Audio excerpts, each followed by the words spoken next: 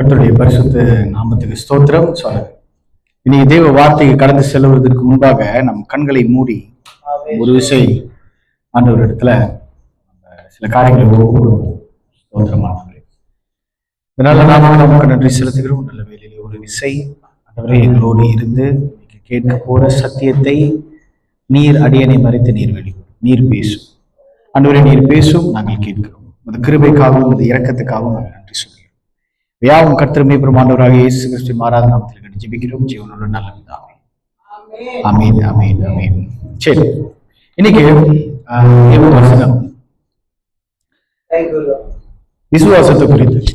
இன்னைக்கு என்னன்னாக்கா, இன்னைக்கு நம்ம என்னத்தை பார்க்க போறோம்? விசுவாசத்தை குறித்து ஒரு சில காரியங்களை நாம் பார்க்க போகிறோம். விசுவாசம்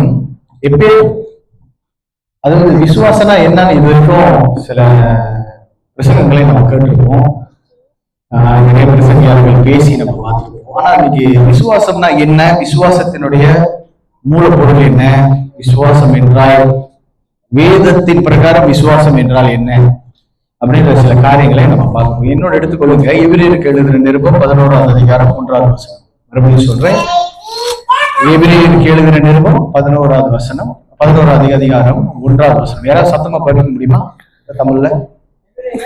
11:1. விசுவாசமானது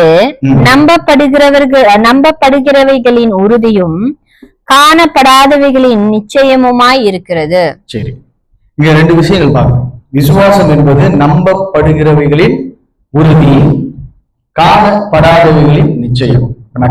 இந்த அதிகாரத்துல இந்த வசனம் விசுவாசத்தை குறித்து நமக்கு முக்கியமாய் இரண்டு விஷயத்தை சொல்லிக் கொடுக்குது. விசுவாசம் என்றால் என்ன? நம்பப்படுபவைகளின் உறுதி, நம்பப்படுபவைகளின் உறுதி, ஓகே, காணப்படாதவைகளின் நிச்சயம். சரி, பாருங்க, இந்த இடத்துல ஸ்கிரீன்ல ஒரு படம் போட்டிருக்கு. இந்த படம் என்ன ஆகுதுன்னா, இது ரொம்ப ஃபேமஸான ஒரு பெயிண்டிங். ரொம்ப ஃபேமஸான ஒரு பெயிண்டிங். நம்ம வீட்டுல பெயிண்டிங்லாம் வச்சிருக்கோம் இல்லையா? இப்ப இது ரொம்ப ஃபேமஸான ஒரு பெயிண்டிங். இது என்ன பெயிண்டிங் அப்படின்னாக்கா, இந்த பெயிண்டிங் பேரு செக்மேட். நீங்க இன்டர்நெட்லயோ இல்ல எங்கேயாவது ஒரு இடத்துல நீங்க இதை போட்டாக்கா இதோட கதையை பத்தி நிறைய சொல்லியிருக்காங்க. இது வந்து ரொம்ப நடந்த ஒரு கதை.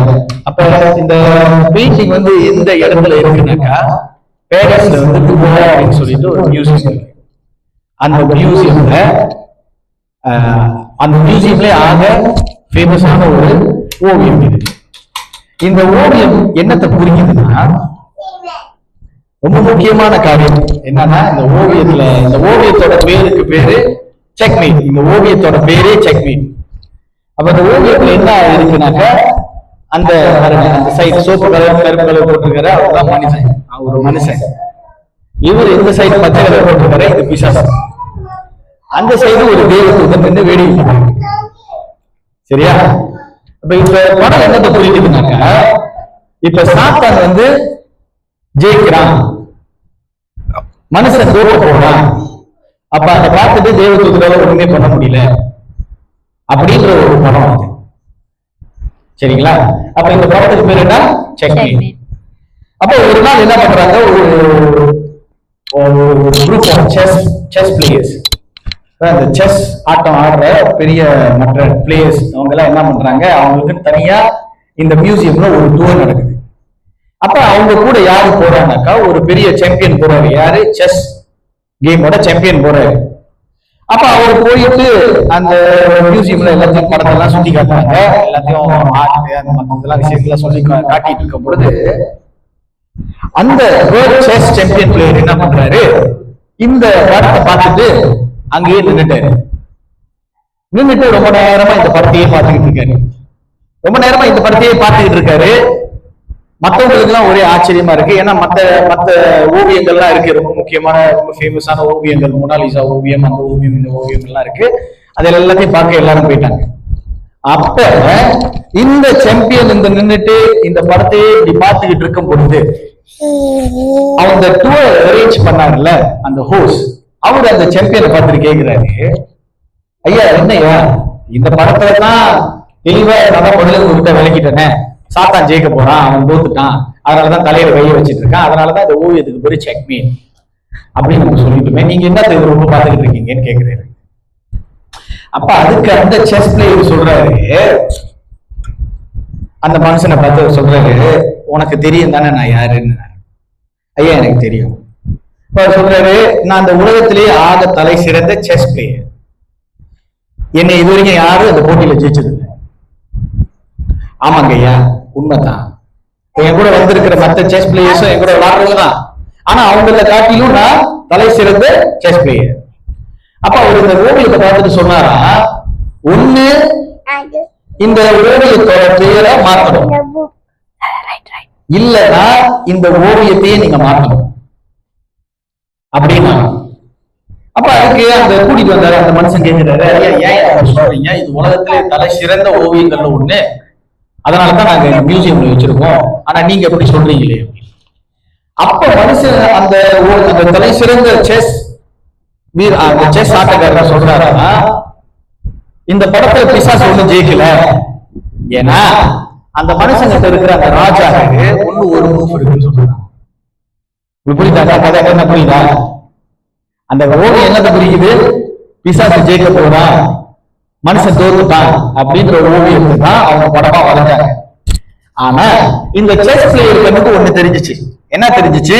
இந்த ஓவியத்துல அந்த மனுஷன் ஒண்ணு தோக்கல. ஏன்னா அந்த மனுஷன் வச்சிருக்கிற அந்த ராஜா, அந்த கட்டை இருக்குல்ல, அந்த ராஜா கட்டை, அந்த கட்டைக்கு ஒண்ணு ஒரு மூவ் இருக்கு. அப்படின்னாக்கா பிசாசு ஒண்ணும் அந்த வாழ்க்கையில ஜெயிக்கல அப்படின்னு அர்த்தம். ஆமென். The king still has a move. இப்ப நான் என்ன சொல்றேன்னா, அவர் அந்த செஸ் பிளேயர் சொல்றாருன்னா, உலகத்திலே தலை சிறந்த செஸ் விளையாட்டுக்காரர் நானு, மற்றவர்கள் கண்களுக்கு தெரியாத ஒரு விஷயம் என் கண்ணுக்கு தெரியும்.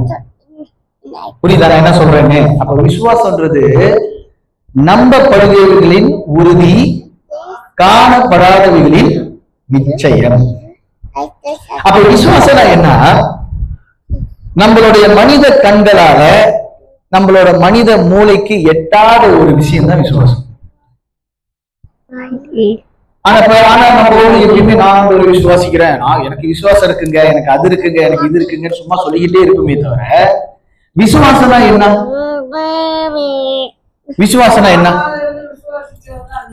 சரி, அப்ப நீங்க ஒரு ஆளுகிட்ட எப்படி போயிட்டு விசுவாசத்தை பத்தி சொல்ல போறீங்க? எப்படி விசுவாசம்னா என்னன்னு சொல்லி கொடுப்பீங்க?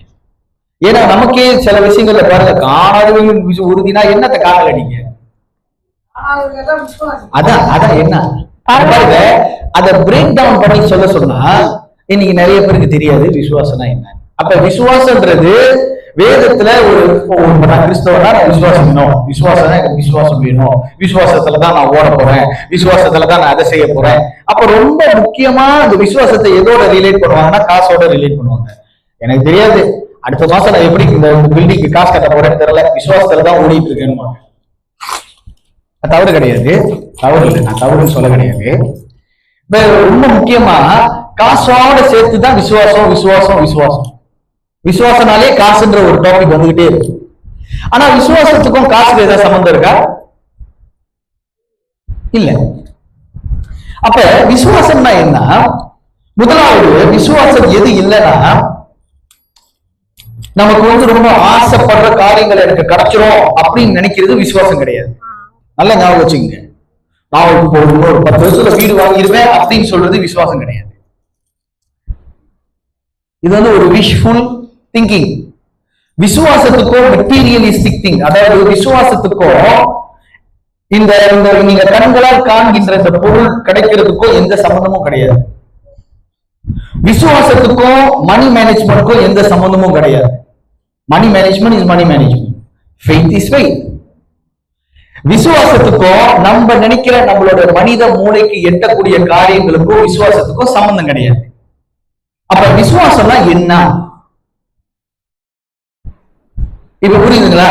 நான் மறுபடியும் இப்ப நான் உங்களுக்கு விலைக்கு சொல்லும் பொழுது உங்களுக்கு எல்லாத்துக்கும் புரிஞ்சிருச்சு. இப்ப என்னன்னாக்கா, நமக்கு சொல்லி கொடுத்தவர்கள், இத்தனைக்கும் நமக்கு கற்பித்து கொடுத்தவர்கள் இதனால என்ன சொல்லிட்டாங்கன்னா, நீ எதா இருந்தாலும் விசுவாசி, ஆண்டவருக்கு வார்த்தை போட்டு விசுவாசிங்க விசுவாசிங்கன்னு சொல்லிட்டு போறாங்க. ஆனா வேதம் எனக்கு அப்படி சொல்லி கொடுக்கல. நீ சம்பந்தனா ஆகணும்னா நீ என்ன செய்யணும்னு வேதம் போட்டு, நீ பணக்காரனா ஆகணும்னா if you want to be the wealthiest person, if you want to prosper, நீ என்ன செய்யணும்னு வேதம் சொல்லிருக்கு.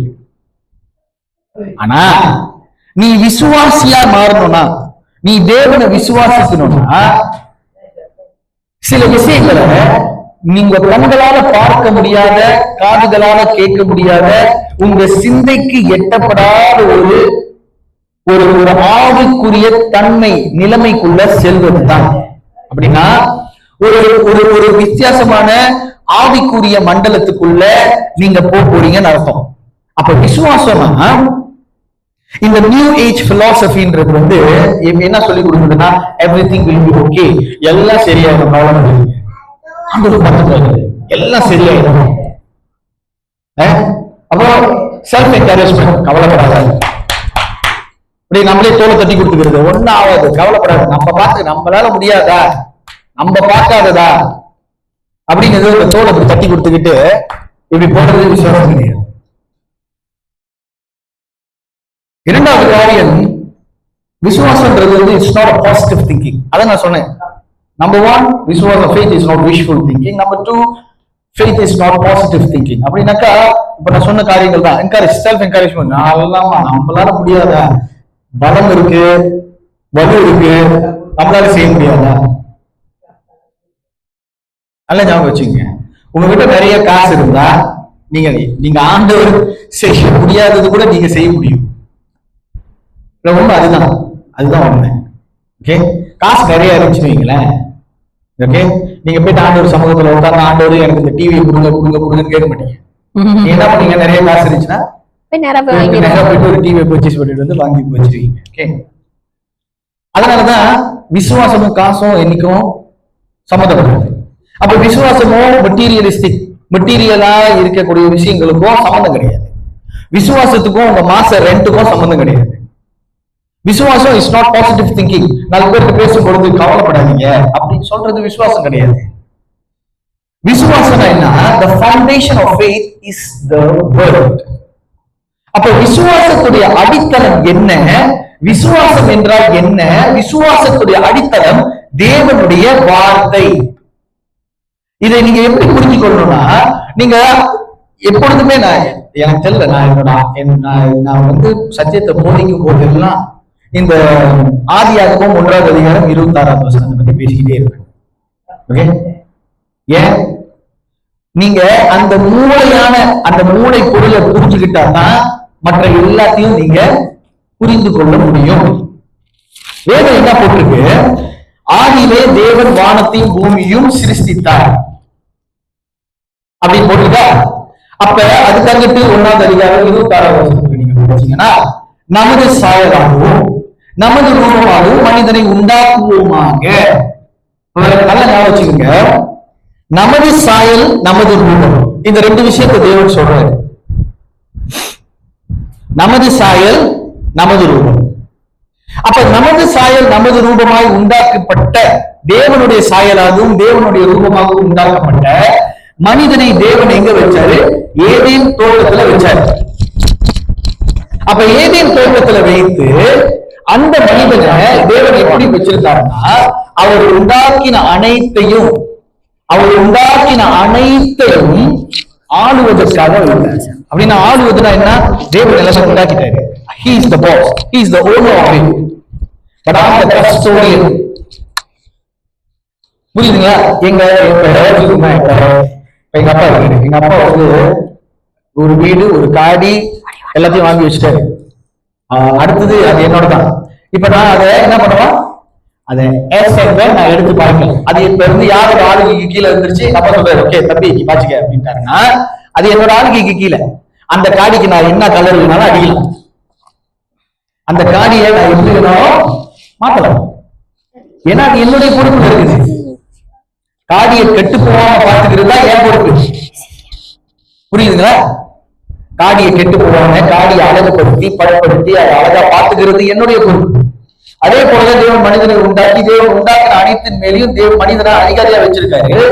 அதிகாரியா வச்சதுக்கு அர்த்தம் என்னன்னா, மனிதனுடைய வாய் எப்படி தேவன் உண்டாக்கினது அனைத்து வாயிலிருந்து உண்டாக்கினாலும், அப்படி சொல்லும் பொழுது உண்டாயிருச்சோ, let there be light அப்படின்னு சொல்லும் பொழுது என்ன வந்தது? வெளிச்சம் உண்டாயிற்று. வெளிச்சம் உண்டாவதாக சொல்லும் பொழுது வெளிச்சம் உண்டாயிற்று. தேவன் அதுக்குன்னு போயிட்டு கையை வச்சு அவெல்லாம் ஒண்ணும் செய்யல, சொன்னாரு, நடந்துச்சு. அப்ப தேவனுடைய நினைவுல இருக்கிறது அப்படி நடந்துச்சு. அதே போலதான் தேவன் மனிதனை உண்டாக்கும் பொழுது, அவர் சாயல் அவர் ரூபமாய் உண்டாக்கும் பொழுது மனிதனுக்கும் அதே பவர் இருந்துச்சு. நல்லா ஞாபகம். அப்ப நீங்க எந்த நிலைமையில இருந்தா, எந்த தன்மையில இருந்தா உங்களுக்கு அது கிடைக்கும்னா, தேவன் உங்களுக்கு கொடுத்த அந்த ஆவிக்குரிய நிலைமையில, அந்த ஆவியின் மண்டலத்துக்குள்ள நீங்க இருக்கும் பொழுதுதான் அது நடக்கும். அதனாலதான் மனிதன்கிட்ட என்ன சொல்றாரு? உண்டாக்குற அனைத்து மிருகங்களுக்கும் கடவுளுக்கு பேர் வைக்க தெரியாதா? கொண்டு வந்து யாருக்கிட்ட கொடுக்குறாரு பேர் வைக்க சொல்லி? அவன் வச்ச பேர் இன்ன வரைக்கும் இருக்கா? அவன் இன்னைக்கு என்ன பேர் வச்சாலும் மிருகங்களுக்கு, அந்த மிருகங்களை இன்ன வரைக்கும் நம்ம பார்த்துட்டு தான் இருக்கோம். இன்னைக்கு அந்த மிருகங்களுக்கு அதுதான் பேர் மாறல, அப்படிதான் பேரை சொல்லி கொடுக்கணும் நமக்கு. அப்ப மனிதன் என்னைக்கு தேவ வார்த்தையிலிருந்து பிரிந்தானோ, தேவன் சொல்றாரு, இந்த தோட்டத்தில் இருக்கிற அனைத்து பழவகைகளையும் சாப்பிடலாம், ஆனா அந்த தோட்டத்துல நடுவில் இருக்கிற இந்த மரத்தோட பழத்தையும் சாப்பிடக்கூடாது. நீ சாப்பிடும் பொழுது என்ன ஆக? மறுபடியும் சொல்லுங்க, சாகவே சாவாய். நீ சாப்பிட்டா நீ செத்து போயிருக்க சொல்ற. ஆனா அது எந்த சாவை குறிக்குது? அதுக்கு பிறகு மனுஷன் பாவம் பண்ணா வந்தான், ஆதாம் 930 வருஷம் வாழ்ந்தான் அக்கௌண்ட் போட்டுருக்கு. அதுக்கப்புறம் மெத்துசலா 966 வருஷம் வாழ்ந்தான் போட்டுருக்கு. ஓகே, 800 வருஷம் வாழ்ந்திருக்கானுங்க, 900 வருஷம் வாழ்ந்திருக்கானுங்க, 500 வருஷம் வாழ்ந்திருக்கானுங்க. அப்ப அவரு எந்த சாவை சொல்றாரு? மறுபடியும் சொல்லுங்க. ஆவிக்குரிய சாவுனா என்னன்னா பாருங்க, ஆவிக்குரிய சாவுன்னு மொட்டையா சொன்னா புரியாது, ஆனா அது உண்மை, ஆனா அது மொட்டையா இருக்கு. ஆவிக்குரிய சாவுனா ஆவியின் தன்மைய, தேவனுடைய உறவை, தேவன் எப்படி மனிதனை உண்டாக்கும் பொழுது மனிதனை மட்டும்தான் கையினால உண்டாக்குறாரு, ஆனா மனிதனை தவிர மற்றது அனைத்தையும் வாயினால உண்டாக்குறாரு. அதே அளவுக்கு தேவன் உங்களுக்கும் எனக்கு என்னத்தை கொடுத்திருந்தாரு? வல்லமையை கொடுத்திருந்தாரு. அப்ப ஏதேன் தோட்டத்துல இருந்த ஆதாம் எதை நினைக்கிறானோ நடந்தது. அவன் எதை சொன்னானோ அது எப்படி மாறுச்சு? அதுதான் அவனுக்கு பின்னாடி வந்த சந்ததியும் ஃபாலோ பண்ணி இருக்கணும். அப்படிதான் தேவன் உங்களையும் என்னையும் ஆவியினால, ஆவியின் ரூபத்தினால போத்தி வச்சிருந்தாரு. அதனாலதான் நமக்கு அந்த ஆதாமுக்கு என்ன தெரியல, ஆதாமுக்கு ஏவாளுக்கும் தேவனுடைய சமூகத்துல இருக்கும் போது அவங்க அம்மனமா இருக்கிறது தெரியல. அந்த மகிமை, அந்த அந்த வல்லமை, தேவனுடைய அந்த அந்த அந்த செயல்பாடு, அது எப்படி தேவனுக்குள்ளாக இயங்கிக்கிட்டு இருக்கோ அதே போலதான் மனிதனுக்குள்ளாக இயங்கிக்கிட்டு இருந்துச்சு. அதனாலதான் அவருடைய சாயல், அவருடைய ரூபம். ஆனா மனிதன் என்னத்தை இழந்துட்டான்? பாவம் செஞ்சப்ப அந்த ஆவியின் மண்டலத்துல இருந்து அவன் இப்ப எந்த மண்டலத்துக்குள்ள வந்துட்டானா? நேச்சுரல். அப்படி நேச்சுரல்னா என்ன? ஆவி இல்லாத ஒரு மண்டலம். அப்ப அந்த பழத்தை புசிக்கிறதுக்கு முந்தி வேதம் சொல்லுது, அந்த பழத்தை பார்க்கும் பொழுது அது கண்களுக்கு பாருங்க, இப்பதான் முத வாட்டி வேதம் என்னத்தை போட்டிருக்கு? நேச்சுரல் சென்சஸ் பத்தி எழுதுது. நல்லா படிச்சு பாருங்க உங்களோட வேதத்தை. அவர் போட்டிருக்கு, ஏவாள் அந்த படத்தை பார்க்கும் பொழுது அது கண்களுக்கு எப்படி இருந்துச்சா? கண்களுக்கு இன்பமாய் அருமையாய் இருந்ததுதான். அதை சாப்பிட்டா நல்லா இருக்குமே அப்படின்ற ஒரு விஷயத்துக்குள்ள வந்துட்டாங்க. இப்ப ஆவிக்குரிய மரணம் என்றால் என்ன? நீ பழத்தை சாப்பிடும் பொழுது உனக்குள்ள எப்ப அந்த நேச்சுரல் சென்சஸ் இயங்குச்சோ, அதாவது கண்களின் இச்சை, புரியுதுங்களா? கண்களின் இச்சை, தொடுதல், நுகர்தல், கேட்குதல், அப்புறம் யோசித்தல், இந்த 6 விதமான சென்சஸ், 5 சென்சஸ். அதுக்கப்புறம் பகுத்தறிவுன்ற ஒரு 6வது சென்சஸ் உங்களுக்கு இருக்கு. அப்ப நீங்க நல்லா படிச்சு பாத்தீங்கன்னா கலாத்தியருக்கு எழுதின நிருபம் 5வது அதிகாரம் 19வது வசனத்திலிருந்து 22வது வசனத்து வரைக்கும் படிப்போமா? கலாத்தியருக்கு எழுதின நிருபம் 5வது அதிகாரம் 19வது வசனத்திலிருந்து 22வது வசனம் வரைக்கும் படிங்க. கலாத்தியருக்கு எழுதின நிருபம் 5வது அதிகாரம் 19லிருந்து 22. மாம்சத்தின் கிரியைகள் மறுபடியும் பாருங்க. இப்ப மனிதன் தேவன் உண்டாக்கும் பொழுது அவன் ஆவியின் மண்டலத்துல இருந்தா, அந்த பாவம் பூமிக்குள்ள வந்த பிறகு, மனிதனுக்குள்ளாக வந்த பிறகு மனிதன் எப்படி மாறிட்டானா மாம்சத்திற்குரியவனாய் மாறிட்டான். இப்ப இந்த மாம்சத்திற்குரியவைகள் என்னென்ன செய்யும்? படி. மாம்சத்தின் கிரியைகள் வெளியரங்கமாய் இருக்கின்றன. அவை யாவன விபச்சாரம். ஓகே, இரு. இப்ப முதலாவது வச்சுக்கோமே, விபச்சாரம் அப்படின்ற ஒரு விஷயத்தை நம்ம பேசினாக்கா, இந்த விபச்சாரத்துக்கு மூலப்பொருள் என்னவா இருக்கும்? நீங்க கண்கள்னால பார்க்கணும். ரெண்டாவது, வாசனை திரவியங்கள் போட்டிருந்தாங்கன்னா நீங்க நுகர்வீங்க. அவங்க பேசக்கூடிய அந்த வார்த்தை எப்படியா இருக்கும்? இன்பமா இருக்குமா? அதாவது நீதிமொழிகள் 5வது அதிகாரத்தை எடுத்து பாத்தீங்கன்னா அதுல ஒரு வார்த்தை போட்டிருக்கு. சாலமன் சொல்றாரு, பரஸ்திரியின் உதடுகள் தேன் கூடு போல் இருக்கும், அவள் வாய் எண்ணெயிலும் மிருதுவாய் இருக்கும், அவளின் செய்கையின் முடிவோ எட்டியை போல கசப்பும் இருபுறம் உள்ள கருப்புள்ள பட்டையை போல் இருக்கும். அப்ப ஒரு மனுஷன் விபச்சாரத்துக்குள்ள உள்ளுனா இந்த காடு பாருங்க, இந்த நேச்சுரல் சென்சஸ். அடுத்தது வேசித்தனம். ஏன்னா வாட்டி ஒரு விஷயத்தை நீங்க ருசிச்சிட்டீங்கன்னா அடுத்த வாட்டி அதுக்குள்ள போகும். அதனாலதான் நாக்கு இருக்க நாக்கு. அப்ப நீங்க நீதிமொழி 23 எடுத்து பாத்தீங்கன்னா, நீ ஒரு அதிபதியோட நீ ஒரு டேபிள்ல உட்காரும் பொழுது உன் தொண்டையில கத்திய வைன்னு சாலமன் சொல்றாரு. ஏன் தெரியுமா அப்படி சொல்றாரு? ஏன்னா அவன் நிறைய சாப்பாடு வச்சிருப்பான். அது உனக்கு ஒரு எப்படி ரொம்ப மெஸ்மரைசிங்கா இருக்கும். அது ரொம்ப சந்தோஷமா இருக்கும். அது வந்து சில பேர் பாருங்க, சில பேர் சாப்பாடுனா ரொம்ப சந்தோஷமா இருப்பாங்க. பாத்துறீங்களா? சாப்பாடுனா அது அப்படியே அந்த ஃபுடி. இப்பெல்லாம் பாருங்க, ஃபுடி gluttonous அப்படின்னாக்கா ஸ்பிரிட் ஆஃப் gluttonous. இதெல்லாம் எங்க இருந்து வருது தெரியுமா? நம்மளோட சென்சஸ். சில பேருக்கு வந்து அந்த கட்டத்தை கேட்டுக்கிட்டே இருக்கும். சில பேருக்கு கட்டத்தை கேட்டுக்கிட்டே இருக்கும். அடுத்தது படிக்க, விபச்சாரம், வேசித்தனம், அசுத்தம், காம விகாரம், விக்கிர ஆராதனை, சரி, பில்லி சூனியம். ஓகே, விக்கிர ஆராதனை பாத்தீங்கன்னா, விக்கிர ஆராதனைனா என்ன? கண்களால பார்க்க வேண்டிய ஒரு விஷயம். கைகளால கும்பிடணும், கண்களால பார்த்து கைகளால கும்பிடணும். அடுத்தது பில்லி சூனியம். பில்லி சூனியம்னாக்கா நீங்க ஒரு இடத்துல போயிட்டு ஒரு விஷயத்தை செய்யணும். ஒருத்த மேல கோபமா இருக்கணும்னா எங்க இருக்கணும்? இதுக்குள்ள, இந்த மைண்டுக்குள்ள ஒருத்த மேல கோபமா இருந்தா தான் நீங்க ஒருத்தருக்கு பில்லி சூனியம் செய்ய முடியும். அடுத்தது பகைகள், விரோதங்கள், வைராக்கியங்கள், கோபங்கள், சண்டைகள், பிரிவினைகள், மார்க்க பேதங்கள், பொறாமைகள், கொலைகள், வெறிகள், களியாட்டுக்கள் முதலானவைகளே. பாருங்க, எங்க இருந்து ஆரம்பிச்சு எது வரைக்கும் முடிக்குது? ஒரு லிஸ்ட். அப்படின்னாக்கா மாம்சத்தின் கிரியைகள் அப்படின்றது ஒரு லிஸ்ட். ஆனா அந்த மாம்சத்தின் கிரியைகளை நீங்க நல்லா படிச்சீங்கன்னா இது என்ன சொல்றது? உங்களுடைய கண், உங்களுடைய காது, உங்களுடைய நுகரும் தன்மை, உங்களுடைய வாய், நீங்க யோசிக்கக்கூடிய அந்த அந்த அந்த யோசிக்கிற தன்மை, தொடக்கூடிய தன்மை, இதெல்லாம் அடங்கினதுதான் மாம்சத்தின் கிரியை. அப்ப அதே அதிகாரத்தை நீங்க படிச்சீங்கன்னாக்கா, ஆவியின் கனியோ அன்பு, சந்தோஷம், joy, peace, patience, kindness, goodness, faithfulness gentleness and self control. இந்த 9 விதமான காரியங்களை குறித்து பேசுது. இப்ப நான் எங்க லிங்க் பண்றேன்னா, இப்ப நான் என்னத்தை விதைக்கிறேன்னா, இப்ப என்னைக்கு மாம்சத்தின் கிரியை மனிதனுக்குள்ளாக வந்ததோ அவன் ஆவியின் தன்மையை விட்டு வெளியே வந்துட்டான்.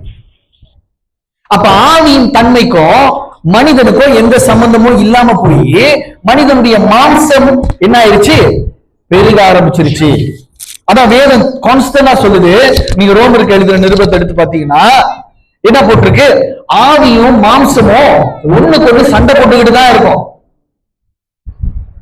இந்த மாம்சமும் ஆவியும் ஒன்னா சேர முடியாது. அப்ப மனிதனை தேவன் ஆவியின் மண்டலத்தில் வைத்திருந்தார். The spirit dimension என்ன ஆயிடுச்சு? ஆவியின் மண்டலத்துல இருந்து he came to the natural dimension. மாம்சத்தின் மண்டலத்துக்குள்ள வந்துட்ட பிறகு இப்ப கனெக்ஷன், இப்ப ஒரு தேவனுக்கும் மனிதனுக்குள்ளாக இருந்த உறவு இப்ப என்ன ஆயிடுச்சு? துண்டிக்கப்பட்டுருச்சு. டிஸ்கனெக்ஷன். அப்ப டிஸ்கனெக்டட் ஆயிட்ட பிறகு இப்ப என்ன ஆயிடுச்சு? இப்ப ஆவிக்குரிய விஷயங்களை சில பேர் உங்ககிட்ட பேசும்போது சில பேருக்கு புரியாது, சில பேருக்கு இல்ல, யாருக்குமே புரியாது. அதனாலதான் இயேசு கிறிஸ்து பூமிக்கு வந்து அவரு பிதாவை பத்தி பேசும் பொழுது கல் எடுக்கிறானுங்க அடிக்கிறதுக்கு. அவர் சொல்றாரு, நானும் என் பிதாவும் ஒன்னா இருக்கோம் அப்படின்னு சொன்னா என்ன சொல்றானுங்க? கல் எடுத்து அடிக்கிறானுங்க, கல் எடுத்து அடிக்க வரானுங்க. என்னை கண்டவன் என் பிதாவை கண்டான்னு சொன்னப்ப அவன் சொல்றானுங்க, நீ பாரு தூசிக்கிற, ஆண்டவரை தூசிக்கிறேன்றானுங்க. ஏன்னா புரியல, விளங்கிக் கொள்ள முடியல. அப்ப ஒன்னொன்னு இயேசு சொல்றாரு. அப்ப சொல்றாரு, ஒரு நபர்கிட்ட சொல்றாரு, நீ என்ன பின்பற்றி வரணும்னா நீ என்ன பண்ணும்? நீ உன் சிலுவையை தூக்கிக்கிட்டு என் பின்னாடி வாங்குறாரு. அப்புறம் ஒன்னொரு ஒரு யங் மேன் தேவன் இடத்துல வரோம், ஒரு வாலிபன் வரும், நான் உங்களை ஃபாலோ பண்ணணும், நீங்க என்ன, அதுக்கு நான் என்ன செய்யணும் அப்படின்னு சொல்றாரு. அப்ப இயேசு சொல்றாரு, மறுபடியும் சொல்றாரு, 10 கட்டளையை பத்தி சொல்றாரு.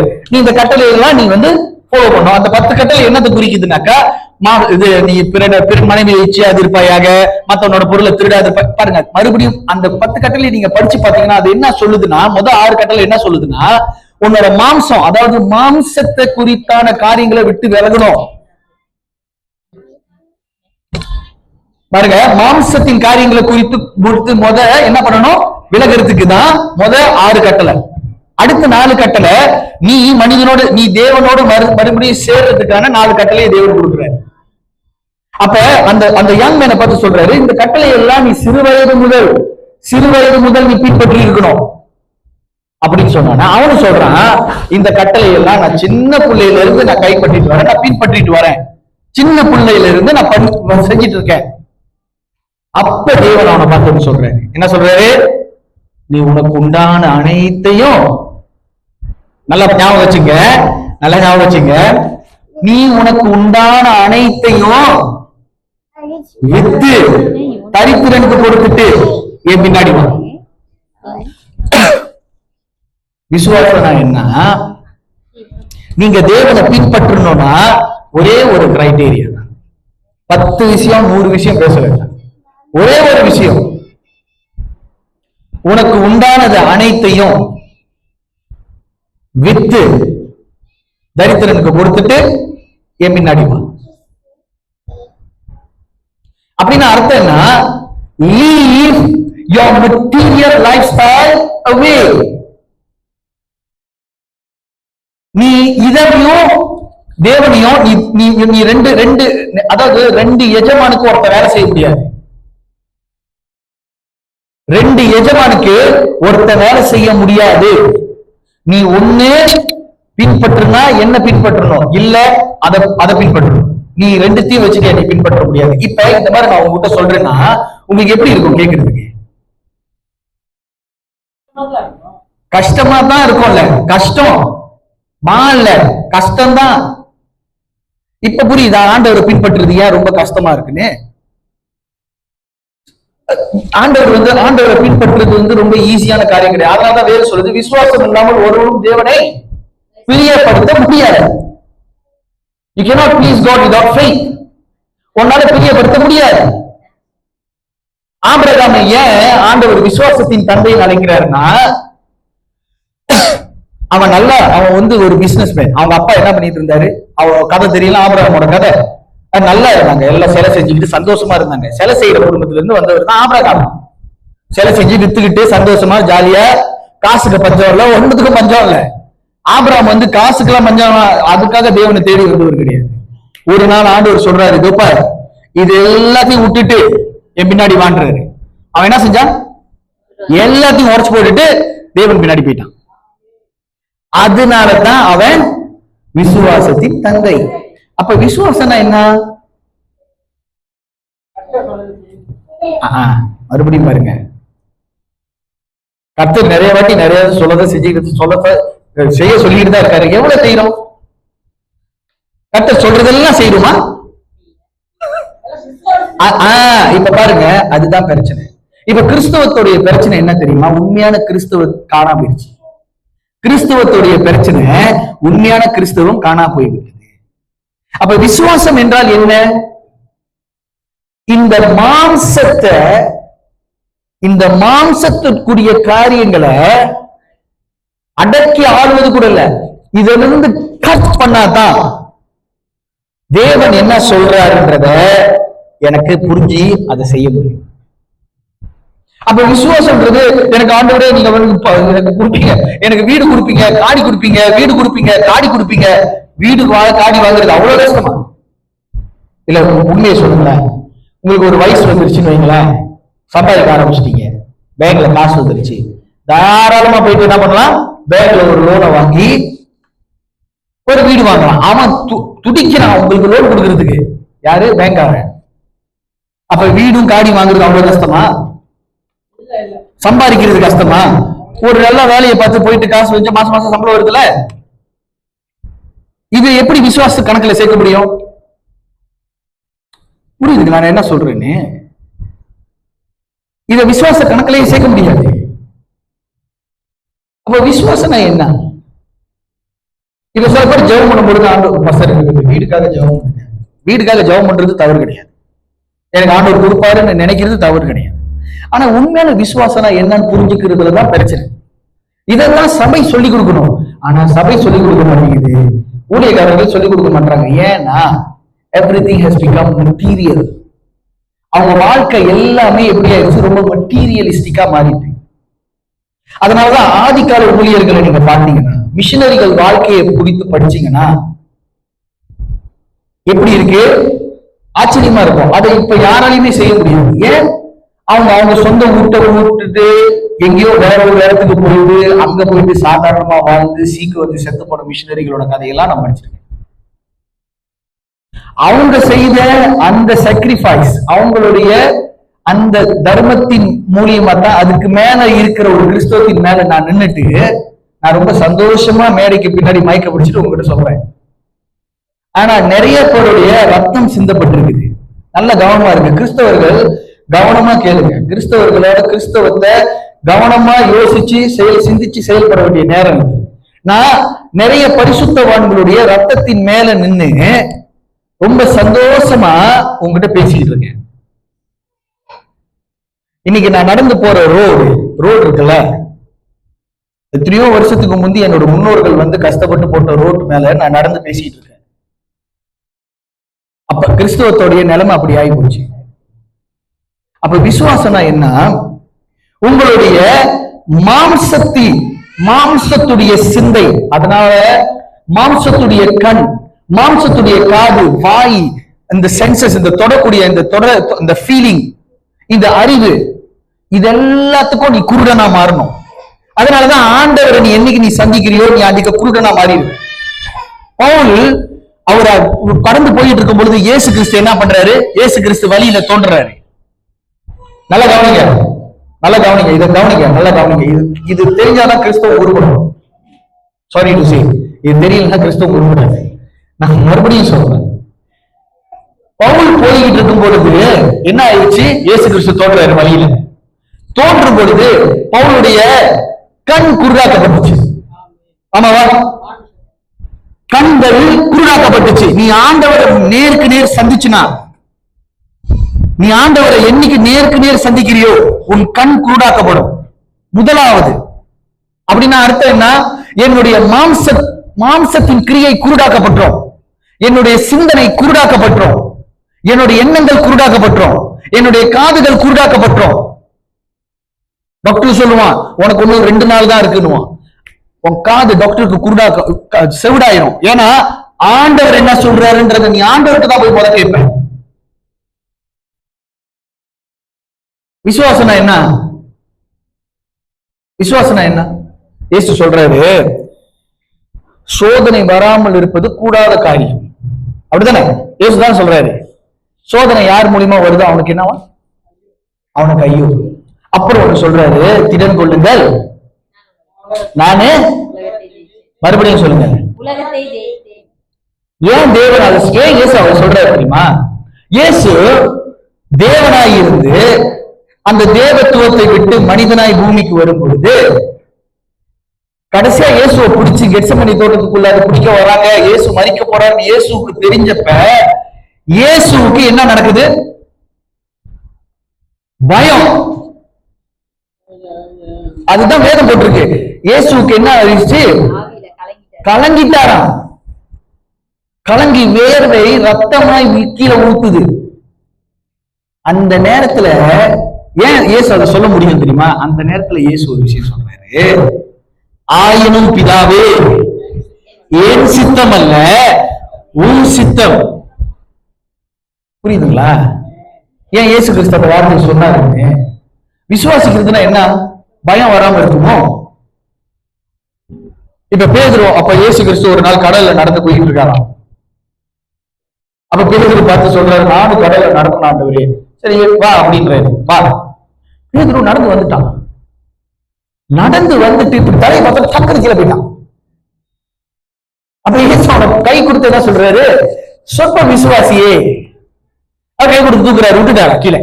அப்படியே மூழ்கிட்டு போடா அப்படின்னு விட்டாரா? இல்ல இல்ல இல்ல, கை கொடுத்து தூக்கும் போதுதான் சொல்றாரு சொற்ப விசுவாசின்றாரு. அப்ப விசுவாசம்னா உன் கண்ணு யாரு மேல இருக்கணும்னா ஆண்டவர் மேல இருக்கணும். அவ்வளவுதான். பாரு, உன்னுடைய natural eyes, your natural senses, your intellect must be blinded. உன்னுடைய மாம்சத்தின் அறிவு, உன்னுடைய மாம்சத்தின் பார்வை, உன்னுடைய மாம்சத்தின் செவிகள், இந்த வாய் எல்லாத்தையும் அடக்கிடணும். அது குருடாகணும், அது சாவணும். அதனாலதான் வேதம் சொல்லுது, மாம்சத்தை என்ன பண்ணணுமா?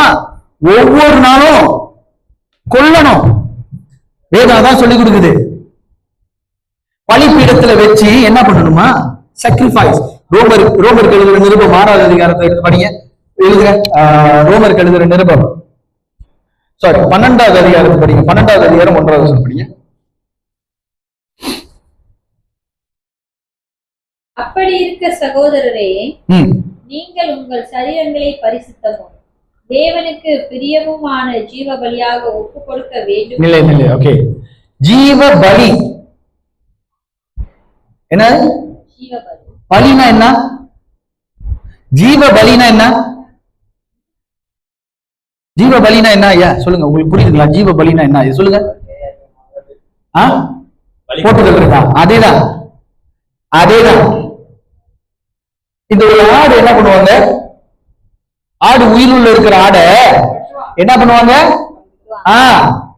அப்படித்தான் அந்த வேத அந்த வார்த்தையோட ஆழம் அதுதான். நீ உன்னுடைய மாம்சத்தை ஒவ்வொரு நாளும் பலிபீடத்தின் மேல வச்சு ஜீவ பலியாய் படி புதுசா படி ஒப்பு கொடுக்க வேண்டும் என்று தேவனுடைய இரக்கங்களை முன்னிட்டு உங்களை வேண்டிக் கொள்ளுகிறேன். இதுவே நீங்கள் செய்யத்தக்க புத்தியுள்ள ஆராதனை. இதுதான் நீ செய்யத்தக்க புத்தி உள்ள ஆராதனை. அப்ப அர்த்தம் என்ன? நீ உன்னுடைய மாம்சத்தை பலிபீடத்தின் மேல வச்சு ஜீவ பலியாய் ஒவ்வொரு நாளும் ஜீவ பலியா ஆக்குவதற்கு காரணம் என்ன? நீ ஜீவ பலியா ஆக்கலனா உன்னோட மாம்சம் ஆக்கிரமிச்சிடும். உன்னுடைய மாம்சம் உன்னை ஆக்கிரமிக்கும் பொழுது தேவ வார்த்தை உன் காதுல வந்து விழுவாது. ஏன்னா ஆவியின் மனிதனுக்கு நீ எதை நீ ஃபீட் பண்றியோ அதுதான் பெருசா இருக்கும் உனக்கு. நீ என்னைக்கு உன்னோட மாம்சத்தை முன்னுக்கு வைக்கிறியோ, என்னைக்கு உன் மாம்சத்தை கொண்டு வந்து முன்னுக்கு வச்சிட்டு இருக்கியோ என்ன ஆகும்? தேவனுடைய குரல் காதுல கேட்காது. தேவனோட குரல் காதுல கேட்கலனா மாம்சம் ஆக்கிரமிச்சிடும். மாம்சம் ஆக்கிரமிச்சா அதுக்கு பேரு விசுவாச வாழ்க்கை கிடையாது. அப்ப விசுவாச வாழ்க்கைனா என்ன? உன்னுடைய மாம்சத்தை ஜீவ பலியா ஒப்பு கொடுப்பது. இதுதான் நீ செய்யத்தக்க புத்தி உள்ள ஆராதனை. அப்ப எபிரேயர் 11:1 என்ன பட்டிருக்கு? நம்பப்படுகிறவைகளின் உறுதியும் காணப்படாதவர்களின் நிச்சயம். ஆனா எனக்கு தெரியும், எனக்கு ஒரு நம்பிக்கை இருக்கு, என் தேவன் எனக்கு செய்வார்ன்ற நம்பிக்கை இருக்கு. அதை என்னால காணப்படல, அதை என்னால பார்க்க முடியல. ஏன் தெரியுமா என்னால பார்க்க முடியல? என்னோட மாம்சத்தின் கண்ணை அதை மறைச்சுக்கிட்டு இருக்கு. இப்ப மாம்சத்தின் கண் மறைக்கும் பொழுது இந்த மாம்சத்தை நான் கொல்லலனா நான் ஆண்டவரை பார்க்க முடியாது. அப்ப விசுவாச வாழ்க்கையை நான் வாழ்றேன்னு சொல்ல முடியாது. விசுவாசம்ன்றது சாதாரணமா ஒரு வார்த்தை கிடையாது. விசுவாசம் விசுவாசம் விசுவாசம் சொல்லிட்டு விசுவாசம் இல்லாம வாழ முடியாது.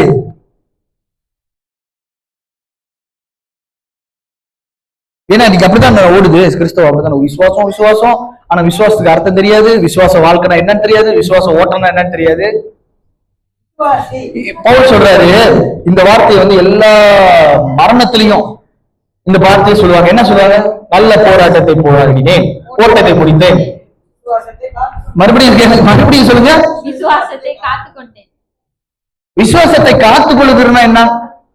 பவுல் கிட்ட தான் கேட்கணும். விசுவாசத்தை நான் எப்படி நீ விசுவாசத்தை காத்துக்கொண்டேன்னு கேளுங்க பவுல் கிட்ட. புதிய ஏற்பாடுடைய 75% எழுதின ஒரு மனிதன் பவுலடியா. அவர் சொல்றாரு, நல்ல போராட்டத்தை போராடினேன், ஓட்டத்தை முடித்தேன், விசுவாசத்தை காத்துக்கொண்டேன். விசுவாசத்தை காத்துக்கொள்ளணும். அதனாலதான் கிறிஸ்தவர்களுக்கு விசுவாசிகள்னு பேரு. அவனோட லைஃப் ஸ்டைல் என்ன தெரியுமா?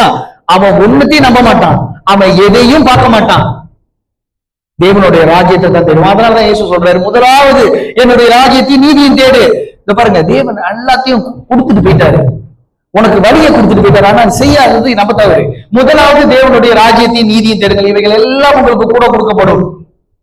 நீ இந்த பூமியில வாழ்றதுக்கோ சுகிக்கிறதுக்கோ உனக்கு என்ன தேவைன்றது பரமபிதாவுக்கு தெரியும். ஏன்னா பறவைகளுக்கு போஷிக்கிறது அவரு,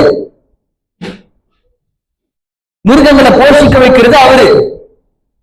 கடல் வாழ் மச்சங்களுக்கு இந்த நாள்ல இது சாப்பிடணும், எது சாப்பிடணும், எது சாப்பிடணும்னு நிர்ணயம் பண்ணி இருக்கிற தேவனுக்கு தெரியும் உனக்கு என்ன கொடுக்கணும்னு. அதனாலதான் வேதம் சொல்லுது, நாளைய தினத்தை குறித்து நீ கவலைப்படாத, எண்ணத்தை உடுப்போம், எண்ணத்தை குடிப்போம், எண்ணத்தை உண்போம் அப்படின்றத நினைச்சுதான் மாம்சம் உள்ள வருது. மாம்சத்தோட பிரச்சனை என்ன? நாளைக்கு என்ன நடக்க போகுதுன்றது தான். ஆனா விசுவாசத்தோட ஓட்டம் என்ன? இன்னைக்கு தேவன் எனக்கு என்ன செய்யறாருன்றது தான். அதனாலதான் அந்த வனாந்திரத்துல தேவன் மன்னாவை கொடுக்கும் பொழுது, இந்த மன்னா நாளைக்கு நீ சாப்பிட முடியாது. ஒவ்வொரு நாளும் வனாந்திரத்துல புதிய மன்னா, புதிய ஆகாரம் வந்தது. இயேசு கிறிஸ்து சொல்லிக் கொடுக்கும் பொழுது, give us our daily bread, அன்றென்று உள்ள ஆகாரத்தை இன்று எங்களுக்கு தாரும். புரியுதுங்களா நான் என்ன சொல்றேன்னு? ஒவ்வொரு நாளும் புதுப்பிக்கப்பட்ட வாழ்க்கை. இந்த நாள் தேவன் எனக்கு எப்படி அமைத்து வைத்திருக்கிறார், இந்த நாள்ல எனக்கு என்ன நடக்க போகுது, ஆண்டவர் முகத்தை காலையிலே போய் தேடுறீங்க பாருங்க. அவர் உங்ககிட்ட பேசும் பொழுது அந்த நாள்ல அவர் என்ன உங்களுக்கு செய்ய சொல்றாரு அதை செய். அதான் விசுவாச ஓட்டம். நாளைக்கு என்ன நடக்க போகுதுன்றதுலாம் வந்து உன்னோட பிரச்சனை கிடையாது. அதுக்கு I'm not saying you cannot plan or what you plan. அதுதான் இன்னைக்கு தேவனோட என்ன செய்ய சொல்றாரு பாருங்க. இன்னைக்கு உன்னை தேவன் என்ன செய்ய சொல்றாரோ அதை செய். இன்னைக்கு தேவன் சொல்லுவாரு, சரி இந்த பாரு இந்த விதையை கொண்டு போயிட்டு அங்க நட்டு வெயின்னு சொல்லுவாரு. பிரச்சனை என்ன? நமக்கு ஆண்டவரே ரொம்ப வெயிலா இருக்கு, ஆண்டவரே மழை பெய்யுது, ஆண்டவரே புயல் அடிக்குது, ஆண்டவரே எங்க அப்பா அம்மா அவங்க வீட்டுக்கு வரல, நான் தனியா இருக்கேன், நான் எப்படி போயிட்டு நட்டு வைக்கிறது? இதுதான் மாம்சம். நல்லா ஞாபகம் வச்சுங்க. ஆண்டவர் உங்களை ஒண்ணு செய்ய சொன்னா அதை செஞ்சிரு. அதை செய்யறதுக்கு தடையா இருக்கிற உன்னுடைய மாம்சத்துடைய இந்த கண், இந்த காது, இந்த வாய், இந்த மூக்கு, இந்த தொடுதல், இந்த உள்ள இருக்கிறது, இந்த ஆறாவது அது என்ன சொல்லுவாங்க, இந்த சிக்ஸ்த் சென்ஸ், ஆறாம் அறிவு, இதெல்லாத்தையும் என்ன பண்ணணும்? அடக்கி வைக்கணும், கொஞ்சம் சாவடிச்சுக்கணும். தேவன் சொல்றதை கேட்கக்கூடிய காது உள்ளவர்களுக்கு தான் தேவன் பார்ப்பார்.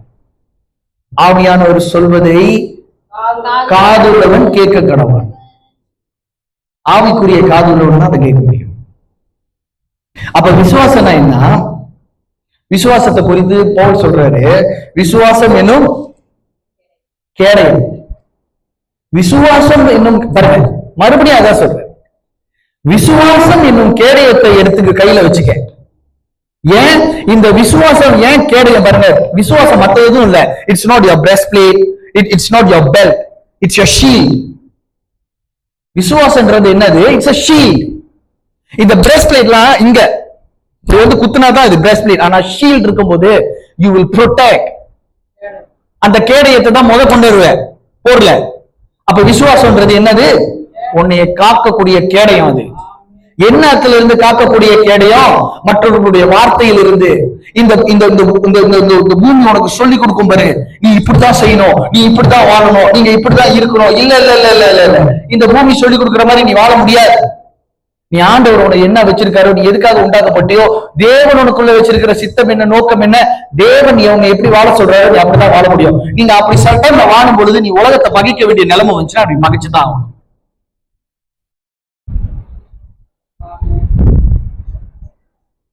அதனாலதான் கிறிஸ்தவனுக்கும் உலகத்துக்கும் சம்பந்தம் இல்லை. சிலுவையை நீ ஒரு வாட்டி தூக்கிட்டீங்கன்னா, கலப்பையில கையை வச்சுட்டீங்கன்னா திரும்பி பார்க்க கூடாதுன்னு அர்த்தம் என்ன?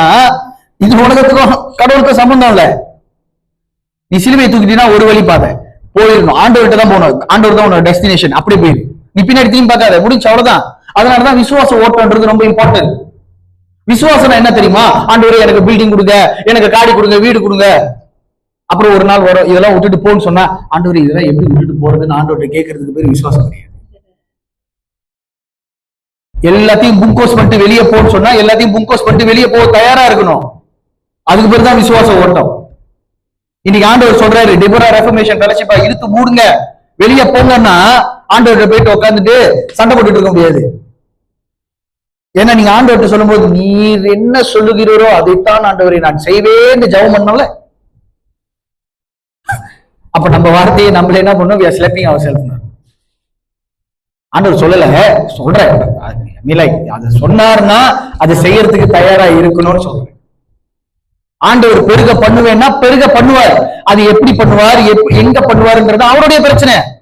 அதனாலதான் அந்த பாருங்க, ஆபிரகாம் 75 வயசுல ஆண்டவர் சொல்றாரு, உனக்கு நான் குமாரனை கொடுப்பேன்.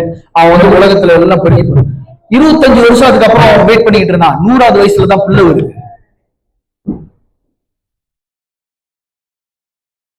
அது எப்படி செய்வாருன்றது ஆண்டவருடைய பிரச்சனை. அவருடைய டைம்ல அவர் செய்யணும்ன்ற நீ ஆண்டவருடைய குரலை கேட்டீங்கன்னா அவருடைய டைம், அது அவருடைய டைம். விசுவாசம்ன்றது தேவனுடைய நேரம், உன்னோட நேரம். விசுவாசம்ன்றது ஒரு லைஃப் ஸ்டைல். லைஃப் ஸ்டைல்னா என்ன? அது என்னுடைய வாழ்க்கை, அது என்னோட வாழ்க்கை முறை. அதனாலதான் முந்திலாம் பாருங்க, கிறிஸ்தவனா அவங்க கிறிஸ்தவங்க அவங்க இதை செய்ய மாட்டாங்க, அவங்க கிறிஸ்தவங்க இதை செய்ய மாட்டாங்க அப்படின்னு கிறிஸ்தவங்க மேல ஒரு மரியாதை இருந்துச்சு. கிறிஸ்தவர்களுக்கு இந்த எனக்கு மத்த நாடெல்லாம் தெரியாது, எனக்கு இந்த நாங்க வாழ்ந்த சூழ்நிலையில அவங்க அதெல்லாம் செய்ய மாட்டாங்க. எங்கெல்லாம் சின்ன பிள்ளைல சொல்லுவாங்க, நாங்க எங்க கூட்டாளி வீட்டுக்கெல்லாம் போனாங்க, அவங்க அதெல்லாம் கொடுக்காத, கிறிஸ்தவங்களாம் சாப்பிட மாட்டாங்க. அவங்க வந்து அப்படி தவறா சொல்ல மாட்டாங்க, அவங்க என்ன சொல்றாங்க, ஒரு மதிப்பா சொல்லுவாங்க, அந்த மாதிரி கொடுக்காது, அவங்க சாப்பிட மாட்டாங்க. ஏன் தெரியுமா? அப்பேற்பட்ட வழக்கத்திலையும் பழக்கத்திலையும் வளர்ந்தோம். ஆனா இப்ப என்ன ஆயிடுச்சு, எல்லாம் ஒட்டி வாழ ஆரம்பிச்சிட்டோம். அதான் பிரச்சனை. அப்ப விசுவாசனா என்ன?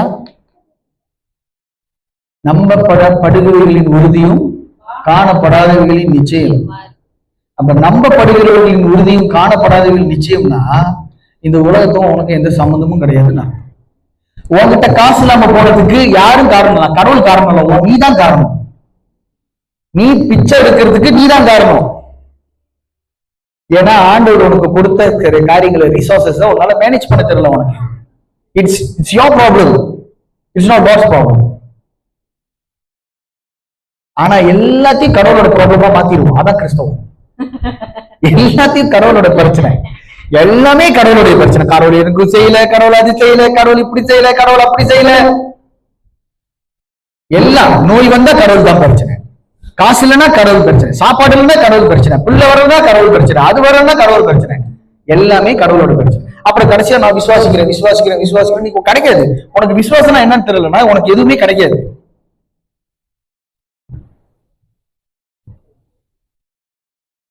புரியுதுங்களா? அப்ப விசுவாசம்னா என்ன? உன் கண் குருடாக்கப்பட வேண்டும். உன்னுடைய மாம்சத்தின் கண், உன்னுடைய மாம்சத்தின் அறிவு, உன்னுடைய மாம்சத்தின் காதுகள், உன்னுடைய மாம்சத்திற்குரிய அனைத்தும் குருடாக்கப்படக்கூடிய ஒரு நிலைமைதான் விசுவாசம். அப்படி குருடாக்கப்பட்டாதான் உன்னுடைய ஆவியின் கண் திறக்கும். நீ ஆவியின் கண் திறக்கப்பட்ட, ஆவியின் காதுகள் திறக்கப்பட்டால்தான் நீ என்னத்தை தேவனிடத்துல கேட்கிறியோ அது நடக்கும். சொல்லுது, தேவன் என்ன சொல்லி கொடுக்கிறாரு, நீ பரலோகத்துல எதை கட்டவிழ்க்கிறியோ அது பூமியில கட்டவிழ்க்கப்படும், நீ எதை கட்டியோ அது பரலோகத்துல கட்டி இருக்கப்படும். அப்படின்னு அர்த்தம் என்ன? உன் கண் எங்க இருக்குமோ அங்கதான் இருக்கணுமே தவிர பூமி கேட்டவர்கள் மேல இல்ல.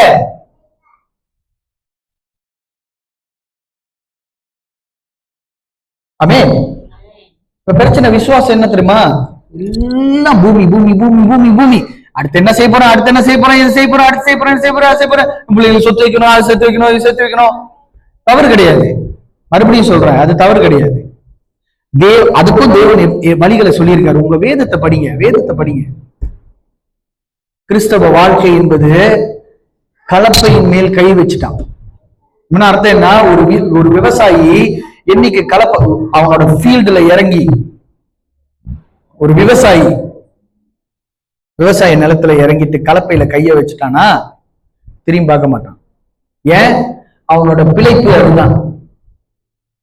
அப்ப கலப்பையில கைய வச்சவன் மாட்டை அட்டிக்கிறானோ இல்ல அவன் தூக்கிட்டு போறானோ கலப்பைய, அவன் உழுணும். அந்த நிலத்தை உழுந்து அதுக்கப்புறம் அதை விதையை போட்டு மழை வந்து அது செய்யும், அதோட காரியங்கள் அதுக்கங்கிட்ட அது செய்யும். ஆனா இந்த விவசாயி கலப்பையில கைய வச்சுட்டானா திரும்பி பார்க்கணும். கலப்பையின் மேல் கை வைத்துட்டனா திரும்பி பார்க்காத. அதுதான் விசுவாசத்தின் ஓட்டம், அதுதான் விசுவாசம். அப்ப விசுவாசம் என்ன? You must be blinded for your natural senses. In your eyes, your spiritual eyes must be open. Your spiritual ears will be open, so that you can see God, so that you can hear Him, and you will do His will. அதான் விசுவாசம். ஆமென். கண்களை மூடுவோம். ஸ்தோத்திரிக்கிறோம் ஆவியானவரே, இந்த நல்ல நாளுக்கு நன்றி. நல்ல வேலையிலும் ஆண்டவரே ஒரு விசை ஆண்டவரே நீர் எங்களுக்கு ஆண்டவரே கொடுத்த இந்த நாளுக்காக நன்றி. ஆண்டவரே கேட்கப்பட்ட சத்தியம் எங்கள் இருதயங்களை ஆண்டவரே துளைப்பதாக ஆண்டவரே, எங்களுடைய கண்களை ஆண்டவரே அது எங்களுடைய ஆவிக்குரிய கண்களை திறப்பதாக ஆண்டவரே, விசுவாச ஓட்டத்தில் இருக்கிற நாங்கள் உம்மை பார்த்து ஓட எங்களுக்கு உதவி செய்யும். நீர் நடத்தும் பாதுகாத்து கர்த்தருமை பெறும் ஆண்டவராக இயேசு கிறிஸ்துவின் மாறாத நாமத்தில் கேட்டு ஜெபிக்கிறோம். ஜீவனுடன் நல்ல ஆமென், ஆமென், ஆமென்.